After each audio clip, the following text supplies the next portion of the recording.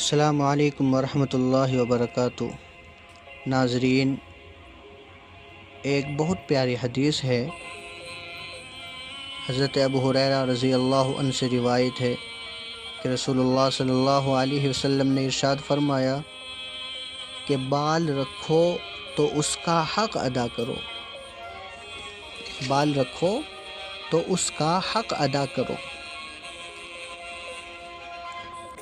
ناظرین، ہر مومن بندے کو اسلامی وضاقتہ اور طور طریقے کے ساتھ زندگی گزارنی چاہیے تاکہ لوگ محسوس کرے کہ اسلامی شناخت کا علم بردار انسان ہے، اور یہی اسلامی تعلیمات بھی ہے۔ حقیقت یہ ہے کہ سر پر بال ہو تو اس سے چہرے کی خوبصورتی اور جاذبیت نکھر کر سامنے آتی ہے، اس لیے عام حالات میں انسان سر پر بال رکھتا ہے اور کبھی مڑواتا ہے۔ اسلام نے ان دونوں کی اجازت دی ہے۔